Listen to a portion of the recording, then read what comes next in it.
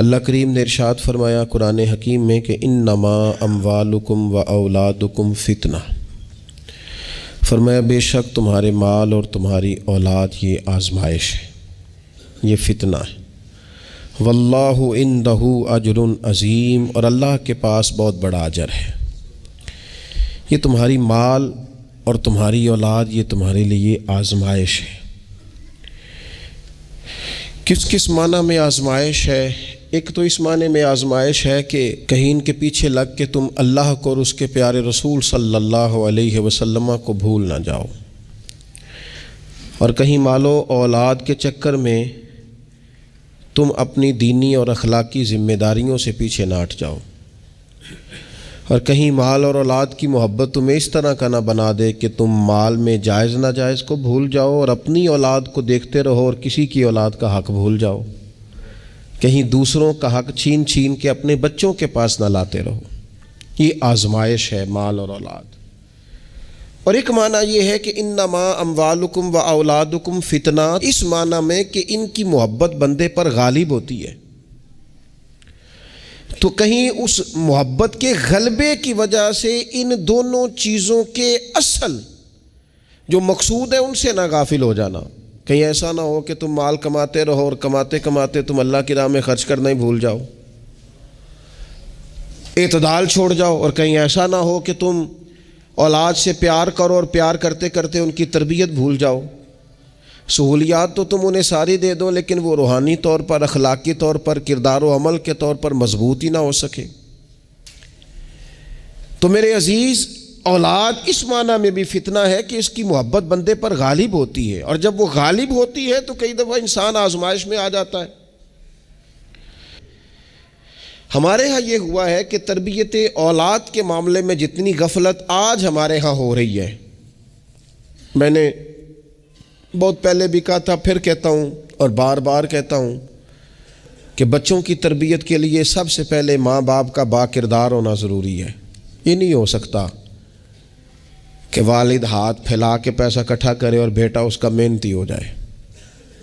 یہ نہیں ہو سکتا کہ والد اپنی زندگی تقوی اور طہارت سے دور بسر کرے اور بیٹا بڑا متقی پرہیزگار اسے دیکھ کے ہو جائے۔ اللہ کی توفیق سے ہو جائے تو ہو جائے، لیکن اگر والد چاہتا ہے میری وجہ سے وہ خیر حاصل کرے تو پھر خود با کردار بنے، وہ پہلے خود سچ بولے، پہلے خود تقوی کا رستہ اختیار کرے، پہلے خود پرہیزگار بنے۔ اس لیے کہ باقیوں کے ہاں ہو سکتا ہے ہماری تقریریں اثر کریں، لیکن بچوں کے ہاں ہمارا کردار جذب ہوتا ہے، تو ہمارے عمل سے فیض پاتے ہیں۔ تو پہلی بات تو یہ کہ ان سے رویہ اس طرح کا رکھا جائے کہ وہ ہمارے کردار سے سبق، اور دوسری بات یہ کہ اپنی اولاد سے پیار کیا جائے۔ ہمارے ہاں جناب بے پناہ ڈانٹ ڈپٹ ہوتی ہے بعض جگہوں پہ بچوں کو، خاص شفقت بچوں کے ساتھ آپ کا رویہ میٹھا ہو، ڈانٹنا کبھی کبھار ہے اور پیار ہر روز ہے۔ نبی اکرم صلی اللہ تعالیٰ علیہ وآلہ وسلم بچوں سے اس طرح محبت کرتے تھے کہ حسنین کریمین کو، یہ ذرا بات پر غور کرنا، حضور اپنے نواسوں کو چوما بھی کرتے تھے اور سونگا بھی کرتے تھے۔ یہ بڑی خاص بات ہے، اس پر توجہ کریں۔ اور حضور سونگ کر پتہ کیا فرمایا کرتے تھے؟ فرمایا یہ میرے بچے میرے لیے پھول ہیں جنت کا۔ حضور ان کو سونگتے۔ آپ کسی خاص شے کو سونگتے ہیں، کوئی خاص ہی معطر چیز ہو تو سونگتے ہیں۔ حضور نے یہ جو ایک خاص انداز اپنی اولاد کے لیے کیا اور ہمیں حضور نے ہمارے لیے نمونہ چھوڑا، یہ سمجھنے کی بات کہ ان کے ساتھ اتنی دلچسپیاں کہ جس طرح ایک خوبصورت پھول کو سونگا جاتا ہے اس طرح انہیں سونگا جائے، بچوں سے پیار کیا جائے۔ اپنی اولاد کو کبھی کسی کے سامنے نہ سمجھائیں، کبھی بھی۔ ان کو جب سمجھانا ہو تو انہیں تنہائی میں سمجھائیں۔ تنہائی میں نصیحت کرنا میرے رسول پاک کا طریقہ ہے۔ میری گزارش ہے کہ ایک بیٹے کو دوسرے بچوں کے سامنے بھی نہ سمجھائیں، ان کی عزت نفس کا خیال کریں۔ کبھی بھی اپنے بچوں کو دوسروں کے بچوں کی مثالیں نہ دیں، فلانے کا بچہ ادھر چلا گیا۔ بھئی آپ کیوں کمپیریزن کرتے ہیں کسی کے ساتھ؟ اگر ان کو کبھی مثال دینی پڑے تو یا حضرت اسامہ بن زید کی دینا، اگر کبھی مثال دینی پڑے تو حضرت معوذ اور معاذ کی دینا، اگر کبھی مثال دینی پڑے ان کو تو حضرت عبداللہ بن زبیر کی دینا، اور جب زیادہ کلیجے ٹھنڈے کرنے ہوئے تو پھر امام حسن اور حسین کی مثال دینا۔ لیکن یہ کیا بات ہوئی، فلانے کا بچہ دولت مند ہو گیا تو پیچھے رہ گیا؟ کیا بات کرتے ہیں آپ؟ آپ کے بچے کی عزت نفس ہے، وہ وقار رکھتا ہے، وہ سوچ رکھتا ہے. اور میرے نبی پاک نے فرمایا اپنی اولاد کی عزت کرو. کس کی؟ ہاں، اپنے بچوں کو اکرام دو. ہر وقت ایک بزرگ کے پاس لوگ اپنا بچہ دم کرانے آئے تو ماؤں کی ایک طریقہ ہوتا ہے بات کرنے کا. اس نے آ کے کہنا شروع کر دیا. پہلے سارے ٹھیک تھے، سمجھدار بھی تھے، بات میں مانتے تھے، یہ ضدی بھی ہے، نکما بھی ہے، نکھٹو بھی ہے، لڑتا بھی ہے. تو بزرگ کہنے لگے میں دم کر دیتا ہوں، لیکن میری بہن اس بوڑھی عورت کو فرمانے لگے یا اس کے باپ کو کہ بھائی آپ یہ جتنی باتیں آپ نے کی ہیں نا، کیا ہی اچھا ہوتا آپ اس کے سامنے نہ کرتے، یہ لفظ آپ یوں ادا نہ کرتے. آپ تو اسے پکا کر رہے ہیں کہ تو ضدی ہے، آپ تو کنفرم کر رہے ہیں کہ تو لڑاکا ہے، آپ کنفرم کر رہے ہیں کہ یہ نافرمان ہے. کیوں آپ نے اس کے سامنے یہ باتیں کی؟ یہ آپ کو اگر کرنی تھی، کوئی دعا چاہتے تھے آپ اس کے لیے، تو آپ تنہائی میں مجھ سے بات کرتے. آپ اسے پکا کرا رہے ہیں کہ جس طرح کا میں کہہ رہا ہوں تو یہ بچے کا ذہن بن جاتا ہے. جو اسے بار بار کہا جاتا ہے نا، اس کا ذہن بن جو کہتا ہے میں ہوں ہی اس طرح کا، مزاج اس طرح کا. اسے کبھی پکا نہ کریں، اسے تسلی دیں، اسے تشفی دیں، اس کی ڈھارس بندھائیں، اس سے پیار کریں، اس کے ساتھ محبت کریں. اسے آپ اس طرح کا رویہ دیں کہ بچہ آپ پر اعتماد کرے. آپ کو پتہ ہے یہ جو بہت سارے بچوں کے ساتھ خدا نہ خواستہ کوئی اپنا بیگانہ کسی قسم کی کوئی زیادتی کرنے لگ جاتا ہے، وہ گھر کیوں نہیں بتاتے؟ وہ کسی جبر کا شکار ہوں یا کسی بلیک میلنگ کا شکار ہوں، وہ اپنے گھر میں کیوں ڈسکس نہیں کرتے؟ گھر والوں نے پریشر اتنا زیادہ ڈالا ہوا ہے. ان رویوں سے باہر آئیں آپ، اور زندگی کو اس خوبصورتی کے مطابق آپ کا بچہ آپ پر اعتماد کرے، وہ آپ سے کہہ سکے، وہ آپ کو اپنا دکھ بتا سکے. اس کو پتا ہو کہ ہر معاملے میں میری غلطی نہیں نکالی جائے گی. اسے پتا ہو کہ میں جب کوئی بات کروں گا تو میری سنی جائے گی، گھر کے اندر میری رائے کو اہمیت دی جائے گی. یہ ہمیں احساس کمزوری سکھاتے ہیں بعض اوقات بچوں کو. اس سے باہر آئیں. او نہ تسی نہ اچھے کپڑے پایا جے، کوئی کیا کہنے دو جس نے جو کہنا ہے.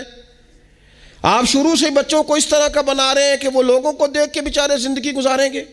کیوں اس احساس محرومی کا ہم اپنی اولادوں کو شکار کرتے ہیں؟ وہ باپ کے ساتھ وقت گزاریں.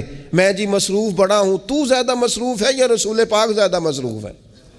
حضور کی تو نواسی ضد کرتی ہیں. سب سے بڑی نواسی صحیح بخاری میں موجود ہے، حضرت زینب کی بیٹی. نبی پاک نماز کے لیے جا رہے، کہتی میں نے بھی جانا ہے. حضور نماز کے لیے آتے تو بچی کو اٹھا کے ساتھ لے آتے. صحابہ فرماتے ہیں نبی پاک قیام میں ہے تو بچی یہاں ہے. حضور رکوع سجدے میں جاتے تو بچی کو قریب کھڑا کر لیتے.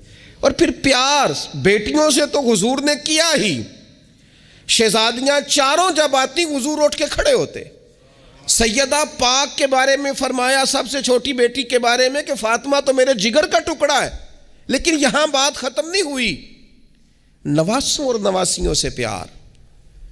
میں نمازی ہوں جی، بچے کو لے جاؤ. میرے رسول پاک پر بچے پیشاب کر دیتے، حضور پانی بہا دیتے. فرمایا پھر کیا ہو گیا ہے؟ میں نے بہت بڑی بات کر دی اگر آپ کی سمجھ میں آئے تو. اور اللہ تعالیٰ شعور دے سکتا ہے. حضور کسی جانور پر سوار ہوتے تھے تو جانور پیشاب نہیں کرتا تھا جب تک حضور سوار رہتے تھے. رب چاہتا تو بچہ کبھی پیشاب نہ کرتا. یہ اتنا بڑا کام اس لیے ہوا کہ تیری اور میری سمجھ میں بات آ جائے.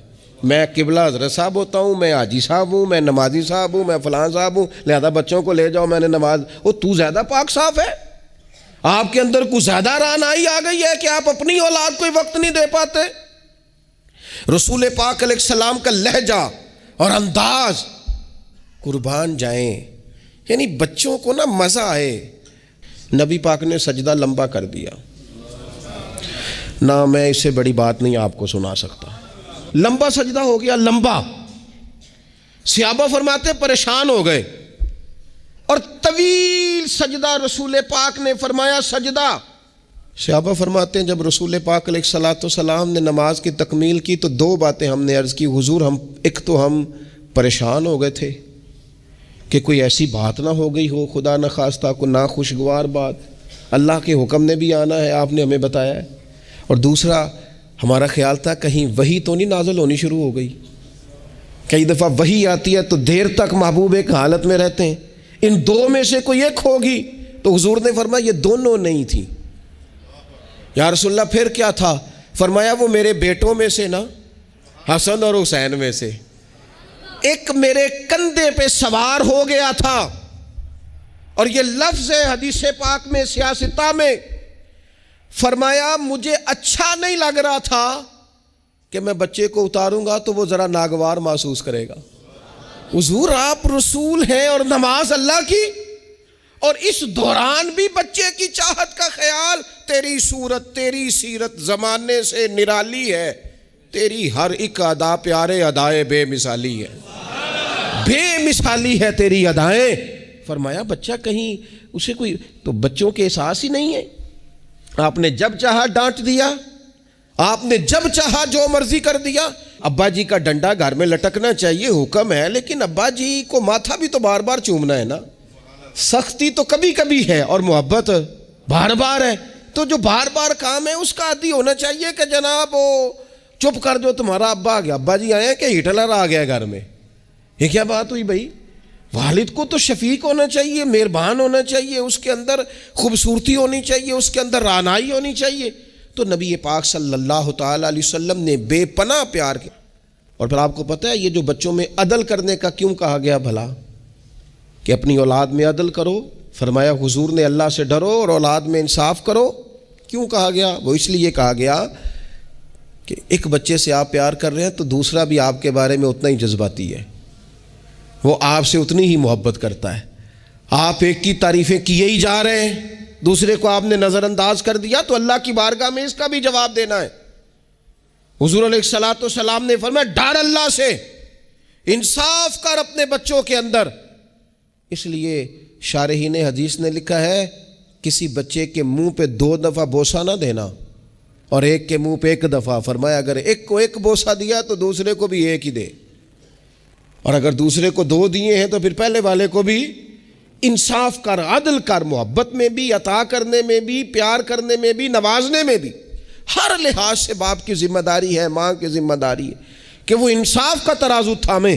ورنہ حساب صرف نمازوں کا نہیں ہوگا، محبتوں کا بھی ہوگا. حساب صرف زکاتوں کا نہیں ہوگا، تیری الفتوں کا بھی حساب ہوگا.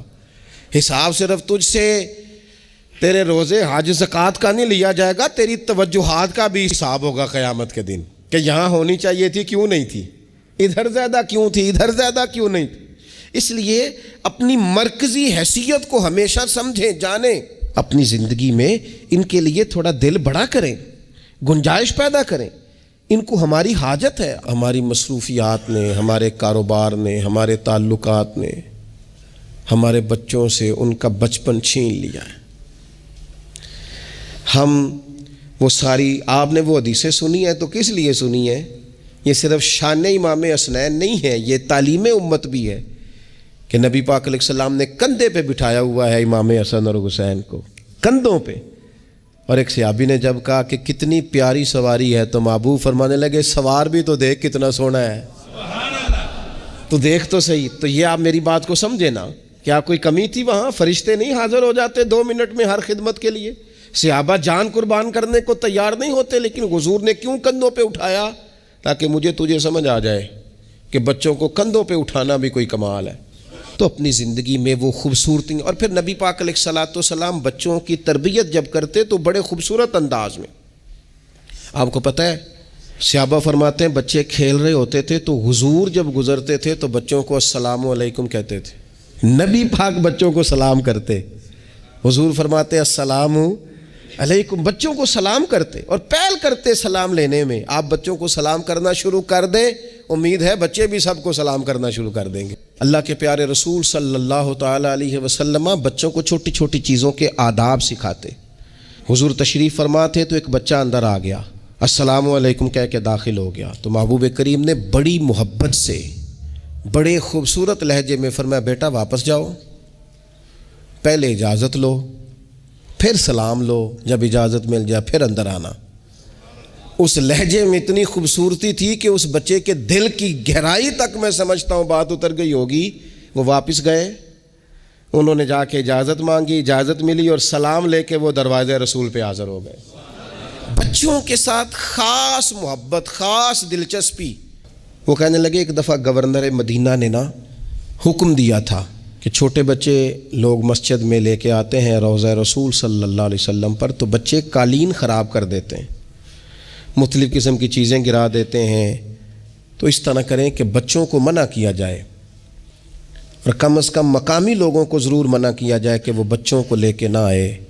انہوں نے لکھا تھا کہ رات ہی کو اس شخص کو خواب میں رسول پاک علیہ السلام کی زیارت نصیب ہوئی، اور نبی پاک علیہ السلام نے گورنر سے کہا تم نہ اپنے قالین اٹھا کے لے جاؤ، پر میری امت کے بچوں کو میرے شہر سے دور کوئی نہ کرے، ان کو آنے دو، یہ اپنے رسول کے پاس آئے، لے جاؤ اپنے قالین اٹھا کر، اگر تمہاری سمجھ میں نہیں آتا، لیکن بچوں کو کوئی آنے سے منع نہ کرے۔ کیا کہا تھا میرے امام نے حضور کے بچپن کے بارے میں؟ کہا تھا اللہ اللہ وہ بچپنے کی پھبن، اس خدا بھاتی صورت پہ لاکھوں سلام، اور پتلی پتلی گلے قدس کی پتیاں، ان لبوں کی نزاکت پہ لاکھوں سلام، ان کے مولا کے ان پر کروڑوں درود، ان کی ہر خو و خصلت پہ لاکھوں سلام، ہر ادا پر ہی قربان جائیں۔ فرمایا لے جاؤ اٹھا کر کے تم اپنا سامان، لیکن کوئی بھی یہاں سے بچوں کو دور، اگر ان سے ہمارا پیار ہوگا تو یہ ہماری بات بھی سمجھیں گے، لیکن اس محبت میں بھی اعتدال ہو۔